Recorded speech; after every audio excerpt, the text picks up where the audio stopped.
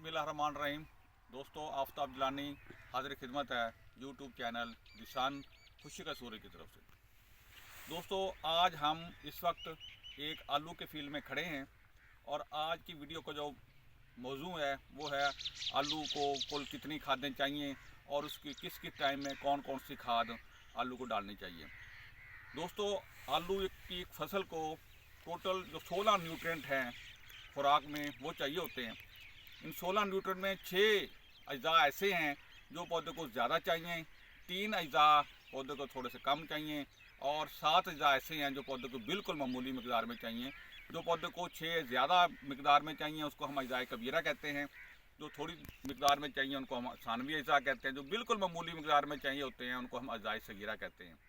कबीरा अज्जा 6 हैं, उसमें कार्बन, हाइड्रोजन और ऑक्सीजन, नाइट्रोजन, फास्फोरस और पोटाश। ये 6 अज्जा ऐसे हैं जो पौधों को बहुत ज़्यादा मकदार में चाहिए होते हैं, इसलिए हम इनको अज्जा कबीरा कहते हैं, इनके ज़्यादा मकदार में चाहिए पौधों को। तो दोस्तों, आलू की फसल को ये जो कार्बन, हाइड्रोजन, ऑक्सीजन है ये कुदरत की तरफ से, हवा से, पानी से पौधों को मिलता रहता है।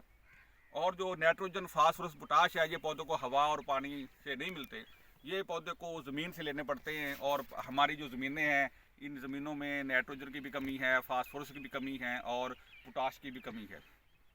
आलू की फसल को भरपूर पैदावार देने के लिए, क्योंकि आलू एक कैश क्रॉप है, इस ज़िम्मेदार ने अपना कैश जनरेट करना होता है, पैसे कमाने होते हैं, इसकी ज़्यादा से ज़्यादा पैदावार लेने की कोशिश होती है कि ज़्यादा से ज़्यादा पैदावार लें। अगर हम आलू की मैक्सिमम पैदावार लेना चाहते हैं तो उसके लिए हमें फास्फोरस जो चाहिए वो 60 से 70 किलो फास्फोरस चाहिए, तकरीबन 90 से 100 किलो नाइट्रोजन चाहिए और 50 से 60 किलो हमें पोटाश चाहिए। ये टोटल इसकी रिक्वायरमेंट है आलू की इन अज़ाए कबीरा की। तो दोस्तों, इसमें हमने ये देखना है कि फास्फोरस जो है वो हमें 60 से 70 किलो चाहिए। तो इसमें अगर हम 3 बोरी DAP डालें तो एक बोरी में 23 किलो होती है, तो ये तकरीबन 69 किलो बनेगा। तो 69 किलो फास्फोरस हम दें इस आलू की फसल को तो फिर जाकर इसकी ज़रूरत जो है वो पूरी होती है। अब ये क्वेश्चन ये है कि जो फास्फोरस होती है ये करती क्या है। दोस्तों, फास्फोरस तमाम खादों में से सबसे अहम तरीन जो अज्जा है, जुज़ है, वो फास्फोरस है। फास्फोरस से पौधा का आलू का साइज बनता है, आलू बनता है। दूसरे लफ्ज़ में ये कह लें कि पैदावार जो बनती है वो फास्फोरस से बनती है। तो फास्फोरस 3 की 3 बोरियां ही ये रिकमेंडेशन है कि हम नीचे ही डाल देते हैं। जब बरजाई के वक्त हम फास्फोरस डाल देते हैं, 3 बोरियां DAP की डाल देते हैं। तो दोस्तों, 3 बोरियां DAP एट ए टाइम ही डालना ये एक रवायत तो बनी हुई है, लेकिन ये बिल्कुल गलत एक कंसेप्ट है कि सारी की सारी फास्फोरस हम नीचे डाल दें। तो इसको जब हम देनी ही 3 बोरियां हैं, हम इसको स्प्लिट करके दें, क्योंकि पौधे को पहले दिन से जब हमने इसको लगाना होता है उस दिन से बीज उगता है उस दिन से लेकर आखिर तक पौधे को फास्फोरस चाहिए होती है। अगर हमने सारी की सारी नीचे डाल दी बजाई के वक्त तो पौधा जो 50 दिन बाद फास्फोरस कहाँ से लेगा, उसकी अवेलेबिलिटी बहुत कम हो जाती है। तो इसलिए का वाहिद हाल ये है कि इस वक्त ये फसल जो है 60 दिन की है कि हम पहले 2 बोरियां या 2.5 बोरियां हम बजाई के टाइम डाल दें, ताकि शुरू में जो पौधे को फास्फोरस चाहिए वो जो शुरू में हमने बजाई के टाइम डाली हुई है वो पौधे को मिल जाए।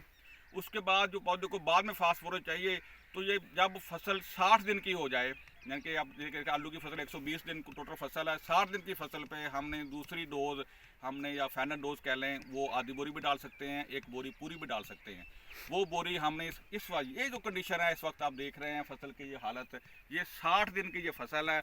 इस फसल को इस वक्त हम आखिरी जो है खाद की डोज देनी है वो आधी बोरी भी दे सकते हैं DAP की और वो एक बोरी पूरी भी दे सकते हैं। उसको पानी में हल करके ये देनी है। अब इसको इस वक्त पानी में हल करना कैसे है, कोई DAP जो खाद है वो पानी में बड़ी मुश्किल से हल होती है। इसका तरीका हम अगली एक वीडियो अभी आज हम बनाएंगे इंशाल्लाह ताला, उसमें हम आपको पानी में DAP हल करने का तरीका बता देंगे। 5-10 मिनट में DAP की पूरी बोरी एक ड्रम में हल हो जाएगी। उसमें हम बताएंगे इसको हल करके एक हमने देनी है आलू के फील्ड को, एक बोरी भी दे सकते हैं अगर हमने 2 बोरी नीचे डाली हैं। अगर हमने 2.5 बोरी नीचे डाली हुई हैं तो फिर हमें आधी बोरी दे दें वो सफिशेंट है।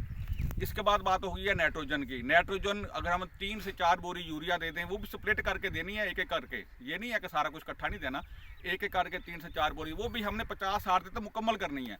अगर हम दोस्तों ये ध्यान में रखिएगा, अगर हम 60 दिन बाद खाद देंगे नाइट्रोजन की खास तौर पर, जो फिर आलू का साइज़ नहीं बनेगा, क्योंकि पौधा नाइट्रोजन क्या करता है, पौधे की बिल्डिंग बनाता है, पौधे का कद बढ़ाता है, तो पौधा बढ़ता जाएगा और नीचे जो आलू का साइज़ बनने का वाला अमल है वो मुतासर हो जाएगा। तीसरी जो उसमें अज़ाए कबीरा है उसमें पोटाश से जो आलू का साइज़ भी अच्छा होता है, इसकी क्वालिटी बनती है, नंबर ऑफ़ आलू भी बढ़ते हैं। तो पोटाश की जो ज़रूरत होती है पौधे को वो 30 दिन से लेकर 60 दिन तक, ये जो 30 दिन है इसमें पोटाश मैक्सिमम पौधा पोटाश लेता है।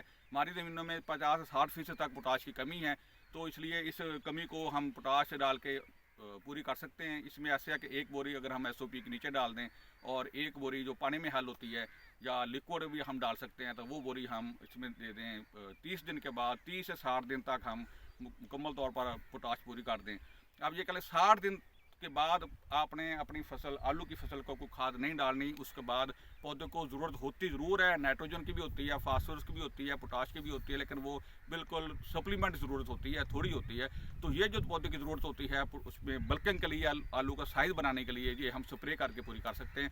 60 दिन बाद हम स्प्रे करेंगे, हर स्प्रे में हमें NPK डालना चाहिए। तो ये मेरी आज की सिफारिशात थी। तो दोस्तों अगर हम इस तरह पूरी खाद को इस तरह तरीके से डालेंगे तो खाद जो है इससे हमारे आलू का जो साइज़ होगा वो बहुत अच्छा हो जाएगा।